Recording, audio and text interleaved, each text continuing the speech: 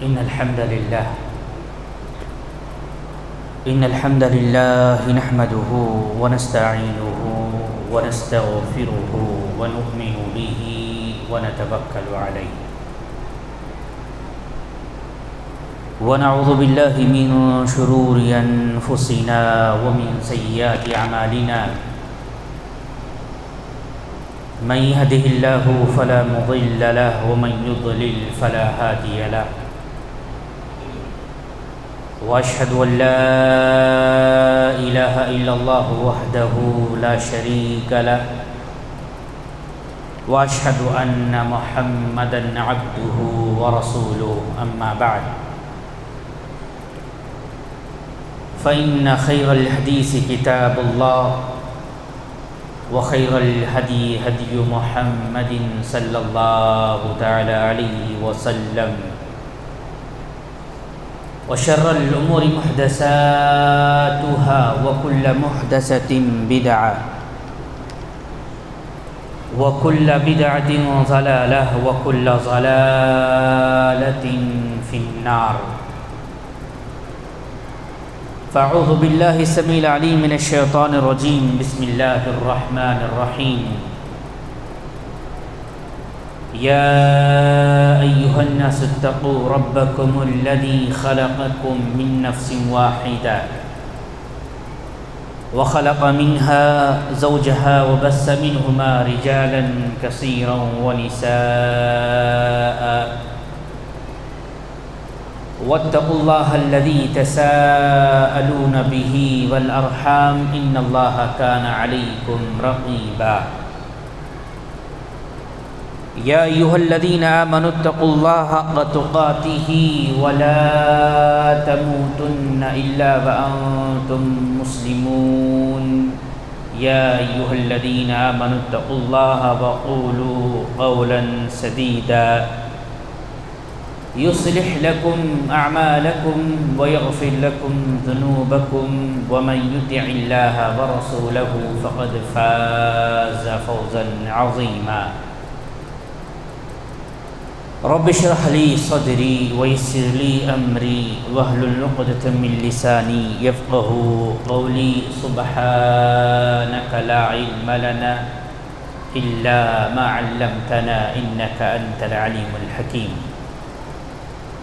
وقال الله تبارك وتعالى في القرآن المجيد والفرقان الحميد قل إن صلاتي ونسكي ومحياي ومماتي لله رب العالمين وقال الله تعالى في موضع آخر لن ينال الله لحومها ولا دماؤها ولكن يناله التقوى منكم وقال النبي صلی اللہ تعالی علیہ وسلم قال بلغوا عنی ولو آیا رواه مسلم. معزز حاضرین جمعہ،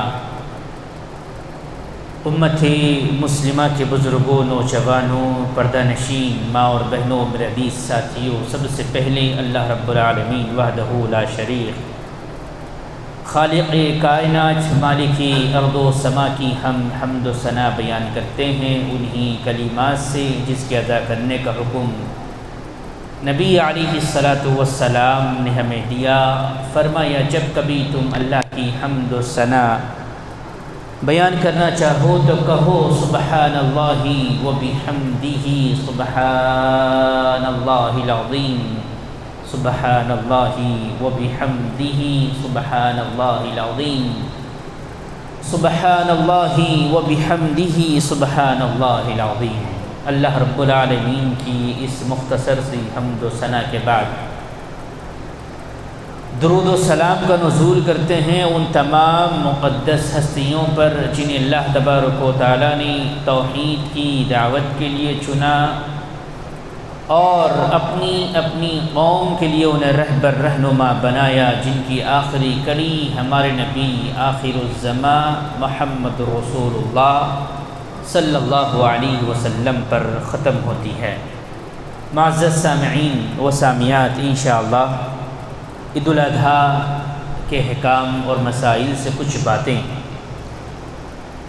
آپ کے گوشہ گزار کرنے جا رہا ہوں۔ اللہ تبارک و تعالیٰ سے دعا کرتے ہیں کہ اللہ تبارک و تعالیٰ ہمیں ان باتوں کو سننے، سمجھنے اور ان باتوں پر عمل پیرا ہونے کی توفیق عنایت فرمائے۔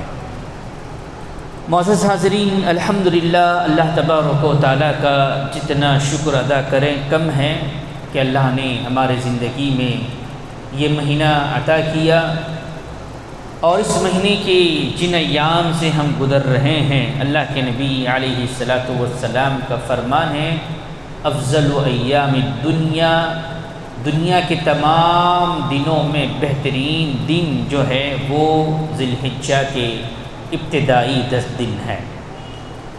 ان دنوں کی بڑی اہمیت و فضیلت آئی ہے، متعدد احادیث کی روشنی میں آپ نے کئی دفعہ ان چیزوں کو سنا ہوگا۔ سب سے پہلے مجھے اور آپ کو زندگی کے ہر لمحہ، ہر وقت، ہر دن، ہر رات میں یہ بات یاد رکھنی ہوگی کہ اللہ تبارک و تعالیٰ نے اس روئے زمین پر ایک دین کو پسند کیا ہے، وہ دین اسلام ہے۔ اللہ تبارک و تعالیٰ کا فرمان ہے، ان الدین عند اللہ الاسلام، میرے پاس کوئی قابل قبول دین ہے تو وہ دین اسلام ہے۔ اس اعتبار سے مجھے اور آپ کو اللہ کا شکر گزار بندہ بننا چاہیے کہ اللہ نے ہمیں ایسے دین سے جوڑا ہے جو اللہ کا پسندیدہ دین ہے۔ اس دنیا کے اندر بہت سارے مذاہب ہیں، بہت سارے دین ہیں، کوئی ہندوازم کو مانتا ہے، کوئی بدھزم کو مانتا ہے، کوئی کسی ازم کو مانتا ہے، کوئی کچھ مانتا ہے، کوئی کچھ مانتا ہے۔ ہر کوئی یہ دعویٰ کرنے پہ لگا ہوا ہے کہ ہمارا دین صحیح ہے، ہمارا مذہب صحیح ہے، لیکن قرآن جو ساری انسانیت کے لیے ہدایت کا سرچشمہ ہے، وہ یہ کہتا ہے کہ اللہ نے ایک دین کو پسند کیا ہے، وہ دین اسلام ہے۔ دوسرا جو پہلو مجھے اور آپ کو یاد رکھنا ہوگا کہ یہ دین اسلام جس کو اللہ نے پسند کیا ہے، یہ دین اسلام کامل ہے، مکمل ہے۔ اللہ کا ارشاد ہے، الیوم اکملت لکم دینکم واتممت علیکم نعمتی ورضیت لکم الاسلام دینا۔ اللہ کے نبی علیہ السلام پر یہ آیت مبارکہ کا نزول ہوتا ہے۔ اللہ کے نبی علیہ السلام کہتے ہیں، تم پر تمہارے دین کو آج مکمل کر دیا گیا ہے۔ تو دین اسلام کامل ہے، اس میں کسی بھی طرح کی کمی اور زیادتی تا قیامت نہیں کی جا سکتی۔ یہ دوسرے پہلو کو ہمیں ہمیشہ یاد رکھنا ہوگا۔ جب اس پہلو کو ہم یاد رکھیں گے تو چاہے محرم آئے، چاہے سفر آئے، چاہے ربیع الاول کا مہینہ آئے، یا کوئی اور بدعت خرافات ہمارے سامنے آئیں، مجھے اور آپ کو دیکھنا ہوگا کہ جو دین کامل ہے وہ دین مجھے اور آپ کو ماہ محرم کے مہینے میں کیا تعلیم دیتا ہے، سفر کے مہینے میں کیا تعلیم دیتا ہے، رجب کے مہینے میں کیا تعلیم دیتا ہے، رمضان مبارک کے اندر کیا تعلیم دیتا ہے۔ جب یہ غور و تدبر کریں گے تو جو سال کے بدعتیں ہیں، سال کے 12 مہینوں میں لوگوں نے 12 بدعتیں ایجاد کر رکھی ہیں، وہ خود بخود دم توڑتے ہوئی نظر آئے گی۔ تو پہلا مرحلہ جو مجھے اور آپ کو ایک مسلمان ہونے کے ناطے ہمیشہ یاد رکھنا ہے کہ ہم دین اسلام کے ماننے والے ہیں، اور یہ دین اسلام اللہ کا پسندیدہ دین ہے۔ دوسرا مرحلہ، دوسری جو چیز ہے کہ یہ دین اسلام کامل ہے۔ تیسری جو چیز مجھے آپ کو اس ضمن میں رکھنی ہے وہ یہ ہے کہ اللہ نے ہمیں بے مقصد نہیں بنایا ہے بلکہ با مقصد بنایا ہے۔ انسان کی زندگی کا مقصد ہے، جس طرح ہر شے کا ایک مقصد ہوتا ہے، اور وہ شے جب اس مقصد سے ہٹ جاتی ہے تو اس کا وجود ختم ہو جاتا ہے۔ اللہ تبارک و تعالیٰ نے ہمیں جو پیدا کیا، انسانوں کو جو پیدا کیا، جناتوں کو جو پیدا کیا، اور انسانوں کو اشرف المخلوقات بنایا، جبکہ اللہ کے پاس ایسی مخلوق موجود تھی جو نور سے پیدا کی گئی ہے، جس کے سلسلے میں اللہ نے فرمایا لا یعصون اللہ ما امرهم ویفعلون ما یؤمرون۔ ایسے مخلوق کے باوجود اللہ نے انسانوں کو پیدا کیا۔ وہ مخلوق کون تھی؟ فرشتے۔ فرشتوں کے سلسلے میں اللہ نے فرمایا کہ یہ ایسی مخلوق ہے جو کبھی اللہ کی نافرمانی نہیں کرتی۔ لا یعصون اللہ ما امرهم ویفعلون ما یؤمرون۔ اللہ جو حکم دیتا ہے وہ کر گزرتی ہے۔ ایسے مخلوق کے بعد اللہ نے انسانوں کو پیدا کیا، اور پیدا کر کر یہ بات بیان کی کہ ہم نے تمہیں یوں ہی نہیں پیدا کیا بلکہ اس کا ایک مقصد بنایا، اور مقصد ہے سورہ ذاریات کی وہ آیت اکثر الحمدللہ مسلمانوں کو یاد ہو چکی ہے کہ وَمَا خَلَقْتُ الْجِنَّ وَالْإِنسَ إِلَّا لیعبدون، میں نے انسانوں اور جناتوں کو اس لیے پیدا کیا کہ وہ میری عبادت کرے۔ امام قتادہ رحمہ اللہ اس آیت کی تفسیر کو بیان کرتے ہوئے اس بات کی طرف نشاندہی کرتے ہیں کہ لیعبدون سے مراد کیا ہے؟ کیا صرف نماز پڑھ لینا عبادت ہے؟ کیا روزہ رکھ لینا عبادت ہے؟ حج کی استطاعت ہو جائے حج کر لینا عبادت ہے؟ عمرہ کا ارادہ ہوا استطاعت ہو جائے عمرہ کر لینا ارادہ ہے؟ یا رمضان کا روزہ رکھ لینا عبادت ہے؟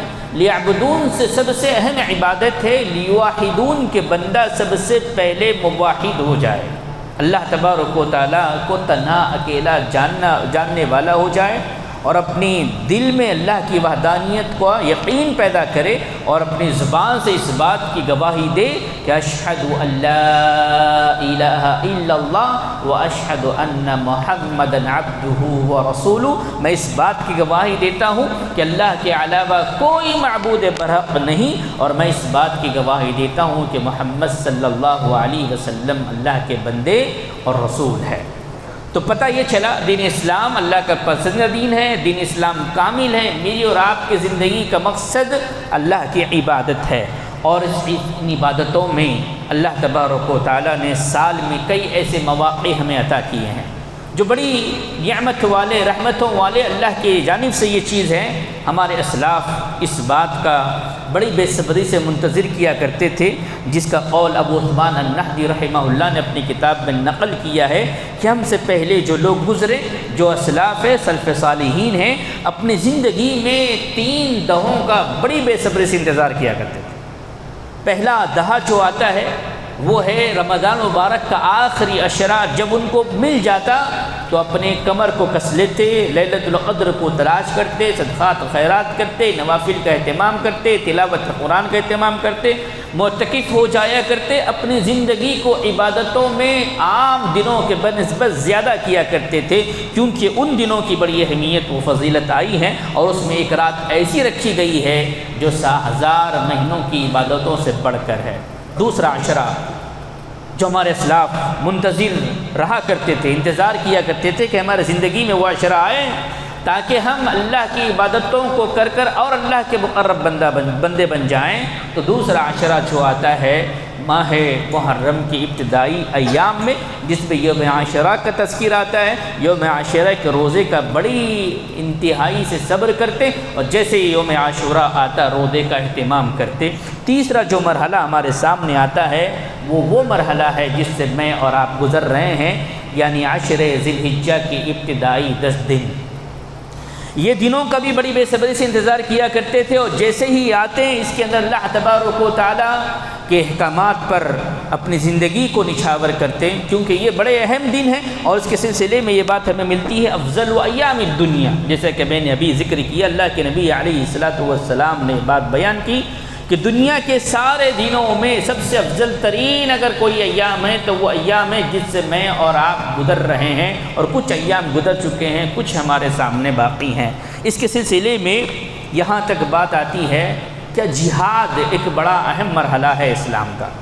اسلام کے اندر ایک جہاد کی بڑی اہمیت و فضیلت ہے، اور مجاہد کے سلسلے میں جنت کا داخلہ واضح طور پر بیان کیا گیا ہے۔ اللہ کے نبی صلی اللہ علیہ وسلم سے پوچھا جاتا ہے کہ اللہ کے نبی صلی اللہ علیہ وسلم اس دنوں میں جہاد کرنا بہتر ہے یا ان دنوں میں عبادت کرنا؟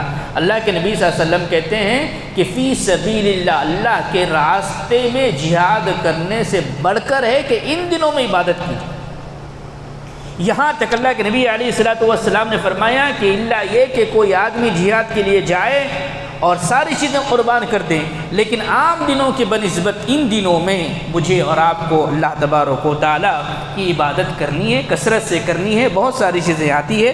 علامہ ابن حجر عسقلانی رحمۃ اللہ علیہ سے سوال کیا گیا کیوں اللہ تبارک و تعالیٰ نے ان دنوں کو، ان ایام کو سب سے اہم قرار دیا ہے؟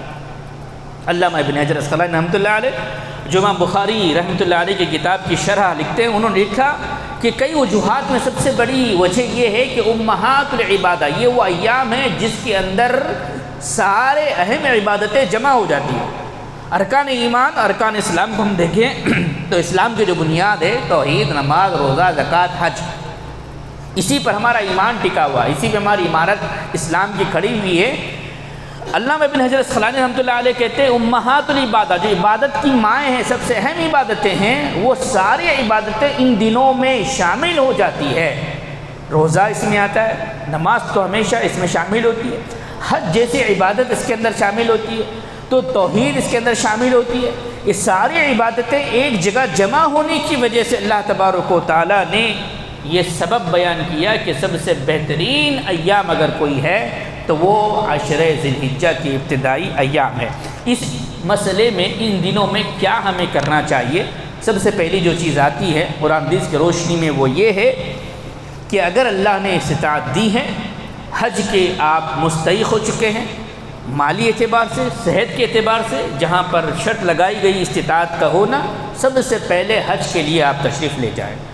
اللہ کے نبی صلی اللہ علیہ وسلم نے ان دنوں میں سب سے پہلے کام کرنے کا جو حکم دیا اور شریعت اسلام نے جو حکم دیا وہ یہ ہے کہ حج کے لیے روانہ ہو جائیں، استطاعت اگر ہو جائے۔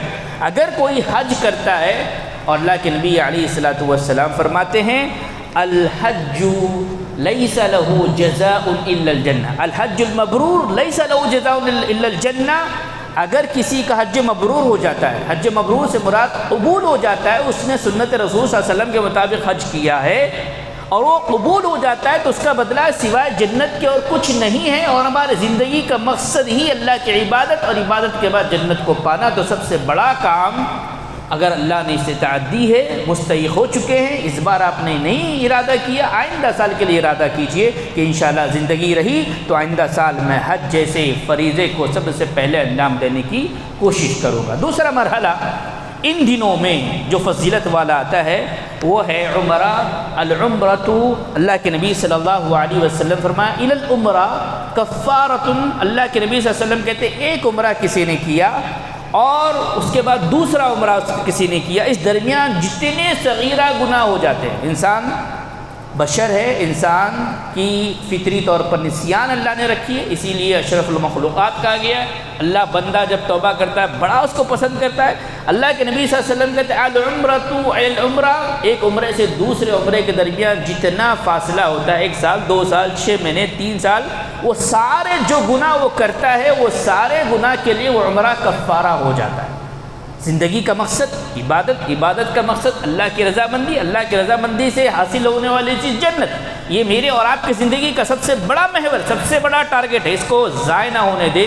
اگر اللہ نے استطاعت دی ہے، ارادہ کرے کہ حج کے لیے جائے، حج کے لیے مواقع میسر نہ آئے تو کوشش کرے کہ عمرہ کے لیے جائیں۔ اس کے بعد دوسرا جو مرحلہ آتا ہے ان دنوں میں خصوصیت کے ساتھ، وہ ہے روزے کا اہتمام کرنا۔ میرے بھائیوں، اللہ کے نبی علیہ الصلوۃ والسلام جو ساری انسانیت کے لیے اسوہ اور نمونہ ہے، لقد کان لکم فی رسول اللہ اسوۃ حسنہ، بہترین نمونہ اللہ کے نبی صلی اللہ علیہ وسلم میں، اگر ان کی زندگی کو ہم دیکھتے ہیں تو اللہ کے نبی صلی اللہ علیہ وسلم فرائض کے ساتھ ساتھ نوافل کے روزوں کا اہتمام کیا کرتے تھے۔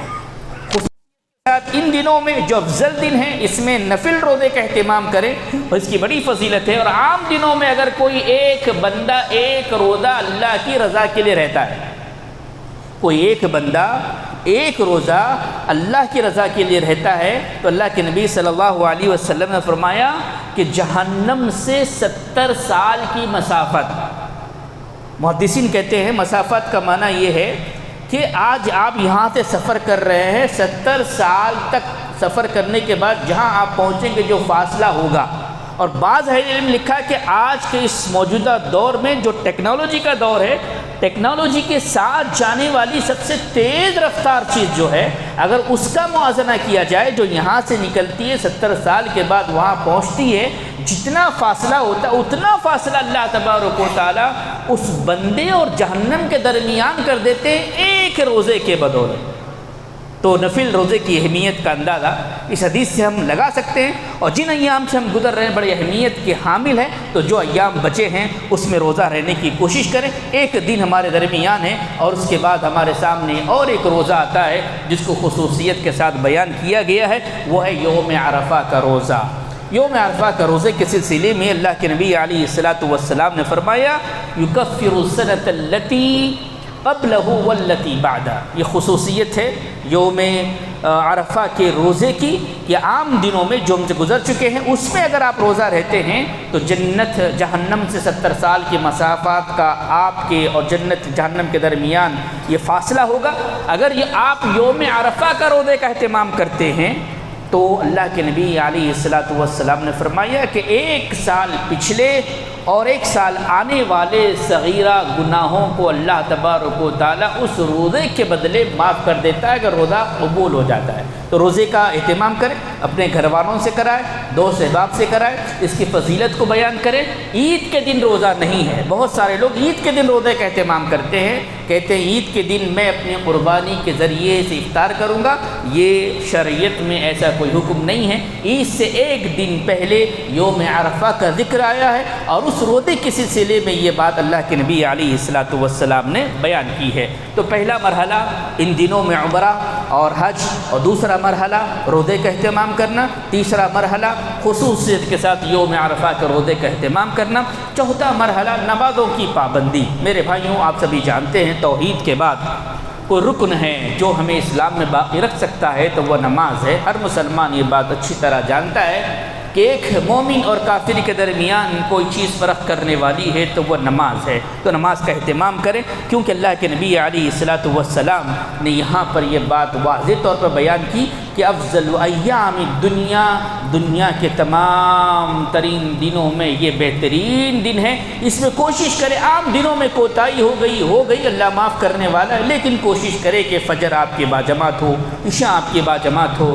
ظہر آپ کے باجماعت ہو، عصر آپ کے باجماعت ہو، مغرب آپ کے باجماعت ہو، عشاء آپ کو باجماعت ہو، تاکہ اس بات کا اندازہ ہو جائے کہ یہ بہترین موسم ہے نیکیوں کا، یہ بہترین ایام ہے نیکیوں کے، جو اللہ نے عبادت کے لیے پیدا کیا۔ اللہ نے ایسے کئی مواقع دیے، ان مواقع میں سے ایک موقع جو میری اور آپ کی زندگی میں گزر رہا ہے، اس سے اپنے آپ کو فائدہ پہنچائے، اپنے آخرت کو سنوارے، اپنے زندگی کو سنوارے، ورنہ یہ دنیا کسی کی نہیں ہوئی، کسی کی نہیں ہوگی۔ اچھے دنیا سے گزر گئے، ہم بھی گزر جانے والے ہیں۔ کل نفس ذائقۃ الموت، اس بات کا ہمیں علم ہے۔ وقت کا تقاضا یہ ہے کہ امت مسلمہ عملی میدان میں آئے۔ علم میدان میں الحمدللہ بہت سارے کارنامے ہو رہے ہیں، ہو چکے ہیں۔ ضرورت اس بات کی ہے کہ امت مسلمہ عملی میدان میں آئے اور سارے ملک کے لیے، سارے دنیا کے لیے پیغام دے کہ یہ بہترین ایام ہم اس طرح گزارتے ہیں۔ میرے بھائیوں، اس کے بعد آگے بڑھتے ہیں تو ان دنوں کے سلسلے میں اللہ کے نبی علیہ الصلوۃ والسلام نے فرمایا کہ ان دنوں میں تہلیل اور تکبیر اور تمہید کو پڑھا کرو انفرادی طور پر۔ اللہ کے نبی صلی اللہ علیہ وسلم نے فرمایا کہ اللہ اکبر، اللہ اکبر، لا الہ الا اللہ، اللہ اکبر، اللہ اکبر وللہ الحمد، کیونکہ بہترین دن اللہ نے عطا کیے ہیں، اور ان بہترین دنوں میں سب سے بہترین کام یہ ہے اللہ تبارک و تعالیٰ کی حمد و ثنا بیان کرنا۔ اگر آپ تاجر ہیں، اپنی دکان کے ذریعے سے آپ آواز کو بلند کیجئے۔ اگر ہم دیکھتے ہیں میرے بھائیوں، نعمان بن بشیر رضی اللہ تعالیٰ بیان کرتے ہیں کہ جب کوئی بندہ اللہ تبارک و تعالیٰ کی تسبیح بیان کرتا ہے، تکبیرات کو بلند کرتا ہے، اللہ تعالیٰ کو یاد کرتا ہے، تو عرش کے سائے میں جس طرح شہد کی مکھی بن بھناتی ہیں، اس طرح ایک آواز اللہ تبارک و تعالیٰ کے پاس ہوتی ہے۔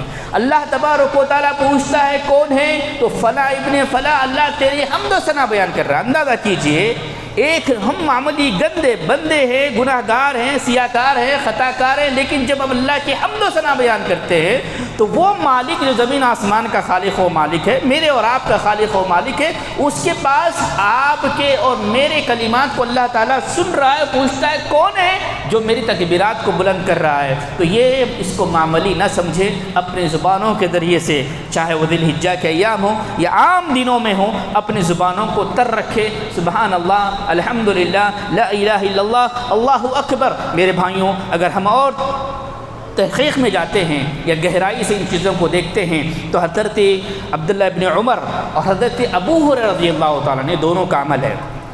حضرت عبداللہ ابن عمر رضی اللہ تعالیٰ، عمر رضی اللہ تعالیٰ کے فرزند، اور حضرت ابو ہریرہ رضی اللہ تعالیٰ، دونوں جب ذی الحجہ کے ایام آتے تو یہ بازاروں میں نکلتے تھے، بازار کو نعمت والی جگہ نہیں کہا گیا، مسجد کو کہا گیا، رحمت والی جگہ مسجد کو کہا، بازار سے رکنے کا حکم دیا گیا عام دنوں میں۔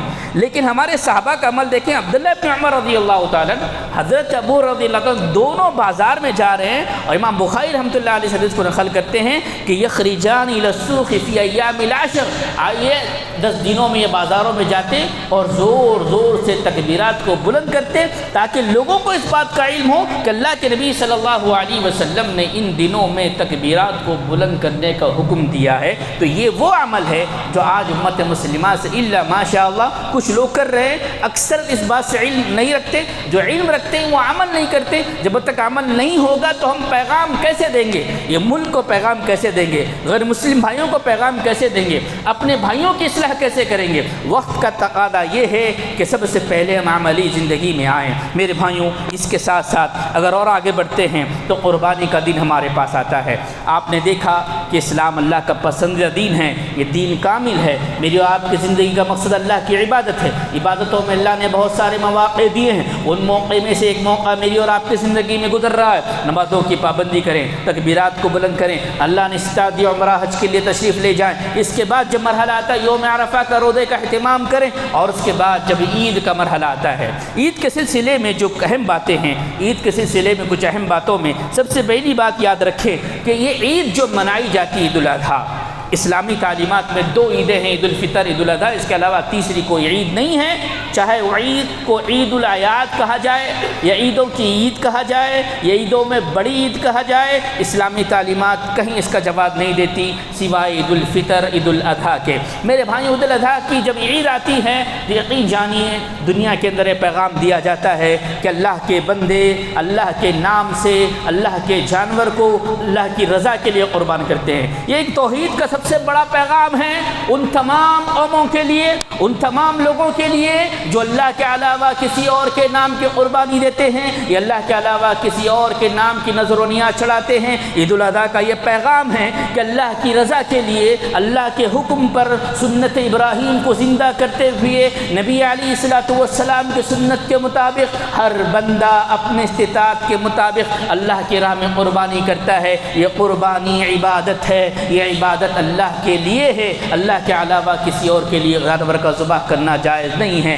کیونکہ میں نے اور آپ نے اللہ سے وعدہ کیا ہے۔ ہر رکعت میں ہم کہتے ہیں ایاک نعبد و ایاک نستعین، اے اللہ میں تیری ہی عبادت کرتا ہوں اور تجھ ہی سے مدد طلب کرتا ہوں، اور یہ قربانی اللہ کی عبادت ہے۔ یہ عبادت سنت ابراہیم نبی صلی اللہ علیہ وسلم کے سنت کے مطابق ادا کی جائے گی۔ یہ پیغام دنیا کو دیا جا رہا ہے کہ اللہ کے نام پر اللہ کے جانور کو اللہ کے تقرب کے لیے قربان کیا جا سکتا ہے، اللہ کے علاوہ کسی اور کے لیے قربانی جائز نہیں ہوگی۔ میرے بھائیوں، اللہ کے نبی علیہ الصلوۃ والسلام کو حکم دیا گیا فصل لربک وانحر، اے نبی علیہ الصلوۃ والسلام نماز پڑھتے رہیے، اللہ کے لیے نہر کرتے رہیے۔ اللہ کے نبی صلی اللہ علیہ وسلم سے یہ حکم دیا گیا قل ان صلاتی ونسکی ومحیای ومماتی للہ رب العالمین، اے نبی علیہ الصلوۃ والسلام آپ کہہ دیجئے میری زندگی، میرا مرنا، میرا جینا صرف اللہ کے لیے ہے۔ میری زندگی کا مقصد، میری زندگی کا مقصد تیرے دین کی سرفرازی، میں اسی لیے مسلمان، میں اسی لیے نمازی۔ شاعر نے اس آیت کے ضمن یہ بات بیان کی کہ جینا ہو یا مرنا ہو یا قربانی ہو، ساری چیزیں اللہ کے لیے ہوگی، اللہ کے علاوہ کسی اور کے لیے نہیں ہوگی۔ مسئلہ یہ ہے کہ قربانی واجب ہے یا سنت ہے یا سنت مؤکدہ ہے۔ کچھ مسائل مختصر طور پر رکھ دوں، وقت ہو رہا ہے۔ سب سے پہلی چیز یہ سمجھیں قربانی کا حکم کیا ہے۔ بہت ساری غلط فہمیاں ہیں عوام الناس کے اندر۔ بعض اہل علم علماء یہ کہتے ہیں کہ قربانی واجب ہے، بعض اہل علم نے یہ بات بیان کی ہے، لیکن کوئی واضح دلیل ان کے پاس موجود نہیں ہے کہ قربانی کا واجب ہونا۔ واجب کسے کہتے ہیں؟ جو کام واجب ہو جائے اس کو کرنا ہی کرنا پڑے گا، نہ کرنے کی صورت میں گناہ گار ہو جائیں گے۔ فرض جو ہوتا ہے آپ کو کرنا ہی کرنا ہے، نہ کرنے کی صورت میں گناہ گار۔ سنت یہ ہے آپ کریں گے تو آپ کو اجر و ثواب ملے گا، نہیں کریں گے تو گناہ نہیں ہوگا۔ تو قربانی کرنے کا حکم کیا ہے؟ بعض اہل علم نے اس کو واجب قرار دیا ہے، لیکن ان کے پاس کوئی واضح دلیل نہیں ہے۔ یہاں تک ہمارے اسلاف میں خلفاء راشدین سے 2 باتیں ہمارے سامنے آتی ہے۔ پہلی بات یہ ہے کہ حضرت ابوبکر صدیق رضی اللہ تعالیٰ عنہ اس امت کے اولیاء میں سب سے بڑے ولی، اس امت کے خلیفہ میں سب سے بڑے خلیفہ، اس امت کے افضل ترین لوگوں میں سب سے بڑی شخصیت حضرت ابوبکر صدیق رضی اللہ تعالیٰ عنہ، اور دوسرے نمبر پہ آتے حضرت عمر رضی اللہ تعالیٰ عنہ۔ عمر رضی اللہ تعالیٰ عنہ اور حضرت ابوبکر صدیق رضی اللہ تعالیٰ عنہ یہ کہتے ہیں کہ قربانی واجب نہیں ہے۔ اللہ کے نبی علیہ السلام نے یہ بات بیان کی، علیکم بسنہ وسنت الخلفاء الراشدین المہدیین من بعدی تمسک بها علیکم بالنواجذ۔ یاد رکھو جب بھی تمہارے درمیان اختلاف ہو جائے، میری سنت کو لازم پکڑنا یا میرے خلفاء راشدین کی سنت کو لازم پکڑنا، تم کامیاب رہو گے۔ تو حضرت ابوبکر صدیق رضی اللہ تعالیٰ عنہ، حضرت عمر رضی اللہ تعالیٰ عنہ کے قول سے اس بات کا ہمیں علم ہوتا ہے کہ یہ قربانی واجب نہیں ہے۔ اسی طرح امام مالک رحمۃ اللہ علیہ کا قول رکھنا چاہتا ہوں، وہ کہتے ہیں قربانی سنت ہے، واجب نہیں ہے۔ طاقت رکھتے پر اگر کوئی قربانی نہ کرے یہ مجھے پسند نہیں ہے۔ امام شافعی رحمۃ اللہ علیہ کہتے ہیں قربانی کرنا سنت ہے اور اس کو ترک کرنا میں ناپسند کرتا ہوں۔ اللہ کے نبی صلی اللہ علیہ وسلم نے جتنی زندگی گزاری آپ نے قربانیاں دی ہیں۔ اس سے اس بات کا ہمیں علم ہوتا ہے کہ سب سے پہلی چیز عید الاضحیٰ کی مناسبت سے نماز کا ادا کرنا، اور نماز کے بعد سب سے اہم کام جس کو اللہ پسند کرتا ہے، افضل ترین کام ہے، وہ اللہ کے راہ میں قربانی دینا ہے۔ میرے بھائیوں، قربانی سنت مؤکدہ ہے، واجب نہیں ہے۔ قربانی کرنے والے کے لیے کچھ شرائط ہے، صحیح العقیدہ ہونا ضروری ہے، توحید کے بنا کوئی عمل قابل قبول نہیں ہے، اور جو ارادہ کرتا ہے ناخن اور بال کے کٹ کرنے سے اس کو منع کیا گیا ہے۔ ناخن اور بال کسی وجہ سے نکالنا ضروری ہو جائے، نکالنے پہ کوئی حرج نہیں ہے، علاج کے طور پر، کوئی حادثے کے طور پر، اس میں کوئی مرحلہ نہیں ہے۔ جانور کی شرائط میں 4 چیزیں یاد رکھیں۔ سب سے پہلے چیز ہے کہ واضح طور پر اس کا کانا یعنی بہرا نہ ہو، واضح طور پر وہ بیمار نہ ہو، واضح طور پر وہ لنگڑا نہ ہو، بہت زیادہ کمزور یا ہڈیوں کا ڈھانچہ نہ ہو۔ یہ اہم چیزیں ہیں جو جانور کو خریدتے وقت آپ کو یاد رکھنا ہوگا۔ اس کے علاوہ جو شریعت میں بتایا گیا مسنہ آیا ہے، مسنہ کا معنی ہوتا 2 دانت والا۔ اگر یہاں پر تنگی ہو جائے، جانور میسر نہ آئے، قحط سالی ہو جائے، جانور موجود نہ ہو، تو ایسی صورت میں جزعہ کا لفظ آیا ہے جسے دمبا کہتے ہیں، دمبا 1 سال کا، اور ایسی تنگی ہو کہ 1 سال کا بھی موجود نہ ہو تو 8 سے 9 مہینے کے دمبے کی بھی قربانی جائز ہوگی۔ قربانی کی کھالوں کے سلسلے میں یہ بات آئی ہے کہ کھال بطور اجرت نہیں دی جائے گی، یہ مسکینوں میں تقسیم کی جائے گی۔ گوشت کی تقسیم کے سلسلے میں یہ بات آئی ہے، چاہے تو آپ پورا کھانا، پورا گوشت آپ استعمال کر سکتے ہیں، اس میں کہیں پہ کوئی رکاوٹ نہیں ہے، لیکن 3 چیزوں کا ذکر آتا ہے کہ آپ 3 حصے اس کے بنائیں، ایک حصہ اپنے لیے، ایک حصہ مسکینوں کے لیے، ایک حصہ رشتہ داروں کے لیے۔ اگر کوئی ایسا نہیں کرتا ہے تو وہ مجرم نہیں ہوگا، لیکن اس انسانی تقاضا یہ ہے، آپ کے پڑوسیوں کا حق ہے، آپ کے رشتہ داروں کا حق ہے، آپ کے آس پاس رہنے والے مسکین کا حق ہے، اور ایک مسلمان وہ ہوتا ہے سارے جو حقوق عائد ہوتے ہیں اس کو ادا کرنے کی کوشش کرتا ہے۔ قربانی کے حصے میں شراکت کا جو ذکر آتا ہے، بکری یا دمبے میں ایک شخص، اس کو سمجھنے کی کوشش کریں۔ ایک گھرانہ ہے، ایک گھرانے میں 40 سے 50 لوگ ہیں، وہ دور تو ختم ہو رہا ہے، 10 سے 15 لوگ ہیں، اور ایک ہی ہے اس کا حاکم، ایک ہی جگہ سے کھانا بنایا جاتا ہے، ایک ہی چولہے سے کھانا بنایا جاتا ہے، سب لوگ کھاتے ہیں۔ وہاں سے ایک قربانی کا حصہ یا ایک جانور سارے لوگوں کی طرف سے کفایت کر جائے گا۔ اگر اس میں ہر کوئی استطاعت رکھتا ہے، ہر کوئی بزنس مین ہے، ہر کسی کے پاس پیسہ ہے، وہ انفرادی طور پر الگ الگ قربانی کرنا چاہے تو کر سکتا ہے، ورنہ ایک گائے کا حصہ سارے لوگوں کی طرف سے کفایت کر جائے گا، ایک حصہ بکرے کا جو ذبح کرتے وہ سارے لوگوں کی طرف سے کفایت کر جائے گا۔ یہ بڑا مرحلہ ہے، ہر کوئی آدمی اپنی اپنی طرف سے کرنا ضروری سمجھتا ہے، ضروری نہیں ہے۔ ایک حصہ اگر ایک جانور ذبح کیا جائے تو سارے لوگوں کی طرف سے کافی ہو جائے گا۔ گائے کے اندر 7 حصے، بیل کے اندر 7 حصے، اونٹ کے اندر 7 سے 10 حصوں کا ذکر آیا ہے۔ اور قربانی کب تک کریں؟ قربانی کرنے کے سلسلے میں تھوڑا سا اختلاف یہ ہے کہ عید کے بعد 2 دن تک بعض لوگ کہتے ہیں کہ عید کا دن، اس کے بعد والا دن، اس کے بعد والا دن۔ اگر تعلیمات ہم دیکھیں قرآن حدیث کے تو ایام تشریق کا لفظ آیا ہے۔ ایام تشریق 11، 12، 13، جس طرح ہم تکبیرات 13 ذی الحجہ کے عصر تک پڑھتے ہیں مسجد کے اندر، یہ حکم ہے کہ بازاروں میں جا کر پڑھیں، اور مسجد میں آپ یوم عرفہ کی فجر سے لے کر 13 ذی الحجہ کی عصر تک تکبیرات کو بلند کرے۔ تو تکبیرات کا جو حکم ہے ایام تشریق کے اندر، قربانی کا حکم بھی وہی ہے کہ آپ اپنی قربانی عید کے تیسرے دن کے عصر یعنی مغرب سے پہلے کر سکتے ہیں۔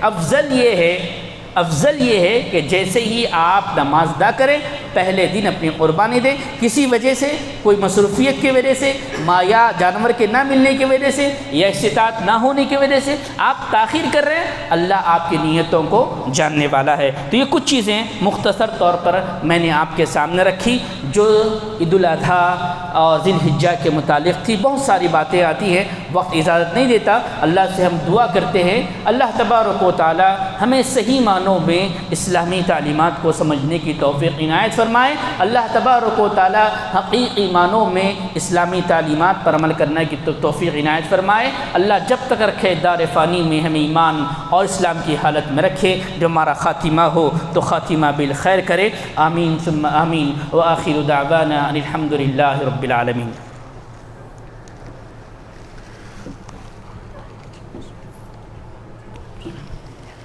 الحمدللہ رب العالمین والصلاۃ والسلام علی رسول الکریم۔ معزز حاضرین، کچھ باتیں آج کے خطبہ جمعہ میں آئیں۔ سب سے پہلی چیز، اللہ کا جو پسندیدہ دین ہے وہ دین اسلام ہے، اور جس کو ہم ماننے والے ہیں دین کامل ہے۔ کسی بھی صورت میں، کسی بھی مرحلے میں، کسی بھی حادثے میں مجھے اور آپ کو دیکھنا ہوگا کہ اسلام ہمیں کیا تعلیم دیتا ہے۔ تیسری جو چیز آئی کہ میری اور آپ کی زندگی کا مقصد اللہ کی عبادت ہے، اور عبادت میں سب سے پہلی عبادت توحید ہے۔ توحید کے بعد سارے نمازیں، سارے زکوٰۃ، سارے حج، سارے عمرے قابل قبول ہے، ورنہ قابل قبول نہیں ہے۔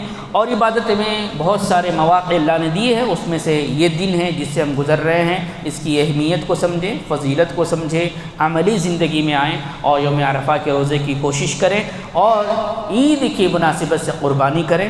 اور قربانی کے بعد صفائی کا جو مرحلہ ہے، خصوصاً یہ بڑا اہم مسئلہ ہے۔ مسلمانوں کے محلوں کے اندر یہ چیز دیکھی جاتی ہے کہ قربانی تو اللہ کی رضا کے لیے کی جاتی ہے، لیکن جو اس کی گندگی ہوتی ہے کسی کو تکلیف دینے کے لیے ڈالی نہیں جا سکتی۔ ایک مسلمان وہ ہوتا ہے جسے اس بات کا علم ہے کہ الطہور شطر الایمان، پاکی آدھا ایمان ہے۔ اس بات پر توجہ دیں تاکہ ان لوگوں تک پیغام پہنچے کہ ایک مسلمان بڑا صاف ستھرا ہوتا ہے ہر معاملے کے اندر۔ ہم دیکھتے ہیں بڑی کوتاہی، تھوڑی سی تکلیف ہوتی ہے، اس کے لیے بہت سارے نظم ہیں۔ آپ تھوڑا جب 1,40,000 50,000 خرچ کر رہے ہیں صفائی کے لیے، 150, 200, 500, 800 روپے میں بہت سارے ایسے ذرائع ہیں، اس کا استعمال کریں۔ اپنے محلوں سے پیغام دیں کہ مسلمان اللہ کی رضا کے لیے جو کام کرتا ہے کسی اور کو تکلیف دینے کے لیے نہیں کرتا۔ عید الاضحیٰ کے مناسبت سے عیدگاہ جائیں، عیدگاہ میں نماز پڑھنا اللہ کے نبی صلی اللہ علیہ وسلم کی سنت ہے۔ بارش وغیرہ ہو جائے تو مسجد میں پڑھا جا سکتا ہے۔ خواتین کو آپ لے جائیں، جاتے وقت ایک راستے سے جائیں، واپسی میں ایک راستے سے آئیں، تکبیرات کو بلند کریں۔ اور روزہ عید کے دن نہیں ہے۔ بہت سارے لوگوں کو غلط فہمی یہ ہے کہ واپس آنے کے بعد ہی تلی کلیجی سے ہی وہ روزہ کھولیں گے۔ روزہ عید کے دن نہیں ہے۔ اللہ کے نبی صلی اللہ علیہ وسلم کا عمل ہے، آپ عیدگاہ جاتے وقت تاک کھجور کو کھایا کرتے تھے۔ ہاں یہ ہے کہ اگر آپ اپنی قربانی سے ناشتہ کرنا چاہتے ہیں کوئی حرج نہیں ہے، لیکن روزہ رہ کر روزہ کھولیں یہ غلط ہے۔ تو یہ کچھ چیزیں جو بڑی اہم لگی میں نے مختصر طور پر رکھی۔ اللہ سے ہم دعا کرتے ہیں اللہ تعالی ہمیں صحیح معنوں میں عید کی خوشیاں نصیب فرمائے، اللہ تعالی ہمارے قربانی کو قبول فرمائے، اللہ تعالی ہمارے روزوں کو قبول فرمائے۔ اللہ جب تک رکھے دار فانی میں ہمیں ایمان اور اسلام کی حالت میں رکھے، جو ہمارا خاتمہ ہو تو خاتمہ بالخیر کرے۔ اقول قولی ھذا استغفر اللہ لی ولکم ولسائر المؤمنین۔ اعوذ باللہ السمیع العلیم من الشیطان الرجیم۔ بسم اللہ الرحمن الرحیم۔ ان اللہ وملائکتہ یصلون علی النبی یا ایھا الذین آمنوا صلوا علیہ وسلموا تسلیما۔ اللهم صل علی محمد وعلى آل محمد كما صليت على إبراهيم وعلى آل إبراهيم إنك حميد مجيد۔ اللهم بارك على محمد وعلى آل محمد كما باركت على إبراهيم وعلى آل إبراهيم إنك حميد مجيد۔ أعوذ بالله السميع العليم من الشيطان الرجيم۔ بسم الله الرحمن الرحيم۔ إن الله يأمر بالعدل والإحسان وإيتاء ذي القربى وينهى عن الفحشاء والمنكر والبغي يعظكم لعلكم تذكرون۔ واذكروا الله يذكركم وادعوه يستجب لكم ولذكر الله تعالى والله يعلم ما تصنعون۔